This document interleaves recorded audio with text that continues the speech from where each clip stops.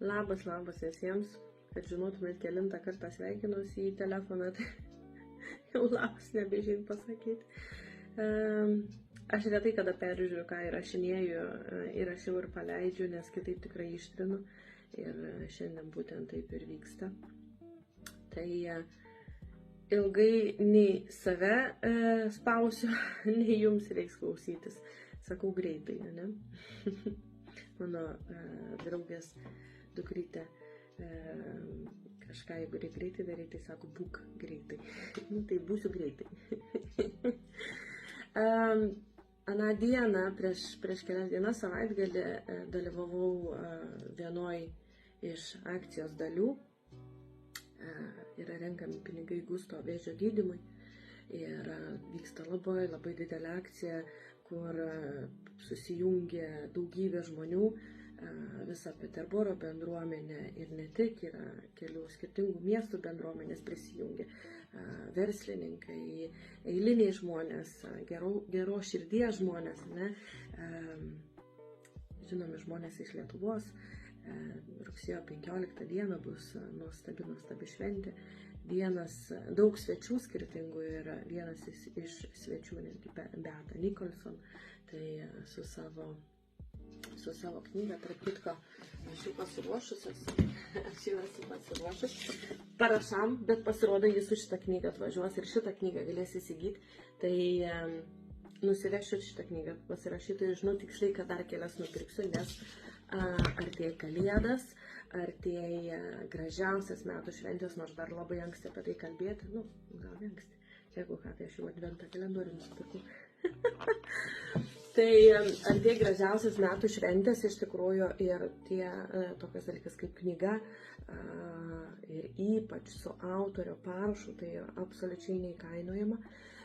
Žinau tiksliai, kad ne tik loterijoje, bet ir aukcione bus vinilai tikrai labai žymių Lietuvos grupių ir dainininkų.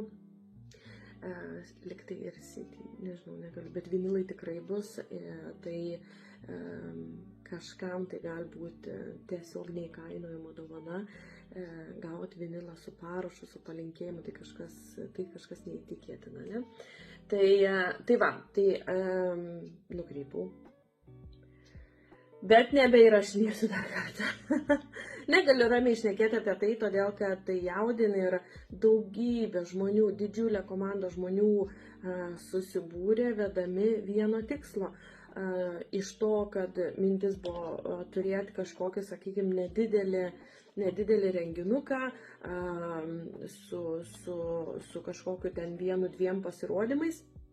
Viskas išsivystė į didžiulę akciją, į didžiulį renginį su daugybė svečių, daugybė pasirodymų ir dideliom paramom, prizom ir loterijom, taip kad visi tie, kas ateis, turėtų kur akeles paganyti ir turėtų ką iš ten išsinešti ne tik emociją, bet ir dovanas, laimėjimus ir įsigytas įvairias prekes, ne? Tai apie tą dieną, ne? Bet visi pinigai yra renkami vaiko vėžio gydymui, ne? Ir mane tai liečia labai stipriai iš mano darbo pusės, nes tokių istorijų aš girdžiu daug ir dėja matau daug, ne? Ir ne tik vaikai serga ir suaugę, ir tai yra skauda, tai yra nesmagu, tai yra nefaina. Ir aną savaitgalį, kai buvau toj akcijos dienoj, kai buvo gaminamas maistas ir visi pinigai surinkti, pridėti į tą sąskaitą renkamą, live metu viena mergina manęs užklausė ir tokį kaip ir pasisakymą pasakė, girdėjau, kad sergančių vaikų nedraudžia. Ne? Tai norėjau truputį paliesti šitą temą ir sunku tokią temą paliesti neišsiplečiant, nes kad ir kiek bekalbėčiau, man tiesiog laiko neužtenka, o jums neužteks kantrybės žiūrėti video. Žinau tiksliai, nes ilgesnių video nieks iki galo nepažiūrit. Tai va, bet padarysiu kelis skirtingus iš tikrųjų įrašus, tik tais tiek, kad trumpai šitam įraše, kad vaikus draudžia ir apdrausti vaiko kritinės ligas galim. Ir vaikui susirgus vėžio ar bet kuria kita kritinė liga, kuri yra sąraše, o tų ligų yra plius minus apie 80 ir daugiau, ne? Galbūt ir mažiau, bet, sakykime, tie jau tokie vidurkio geresni, tie tokie išplėstiniai draudimai, tai imkime 80 ligų skirtingų, ne? Vėžys taip, tai yra viena dėja populiariausių, kad ir kaip baisiai tą žodį skambėtų, vien todėl, kad dėl vėžio susirgymų tai yra padaroma daugiausia kleimo, ne? Didžiausi pinigai yra išmokami. Tai va, tai vaikai yra draudžiami, juos galima apdrausti. Taip, jeigu jau pavėlavom, jeigu liga jau yra, tada neapdrausim. Ne? Tai va šitoj vietoj, kai man sako, ar galima apdrausti, tai ir kada tą reiktų padaryti, aš sakau vakar. Deja, bet taip yra toks atsakymas vakar. Ne? Labai gaila, kai būn pavėluota, labai gaila, kai per vėlai tėvai susisgrim su draudimais ir vaikučiui jau yra diagnozuota, jau yra kažkas įtariama, daromi tyrimai, ne, arba jau buvo apsilankyta pas daktarus, tada taip, tada liga bus neapdrausta. Ne, ir jeigu, sakykime, kažkokie tyrimai vyksta ir mes darom draudimą, nors draudimo dokumentuose klausimo apie vaikų medicininę visą tokią istoriją būklę nėra, ne, bet viskas, kas jau egzistavo iki draudimo sudarimo, taip, tai turės didžiulės įtakas draudimui ir galimai ligos bus kažkurios tai nedraustos, ne? Ar tai bus, ar ne, visą laiką reikia šnekėti ir visą laiką reikia aiškintis ir konsultacijos metu apie tai kalbam, ne?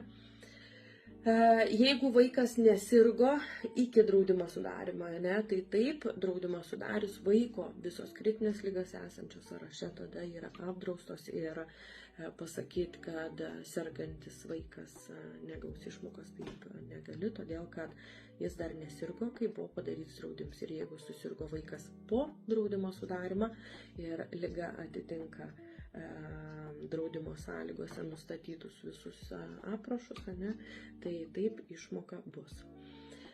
Ir vaiko kritinės ligos atveju tai yra 100% išmoka iš karto draudime nurodytos sumos. Ne? Kokia ta suma, tai vėlgi yra keli skirtingi variantai, netgi nekeliau jų daug yra iš tikrųjų.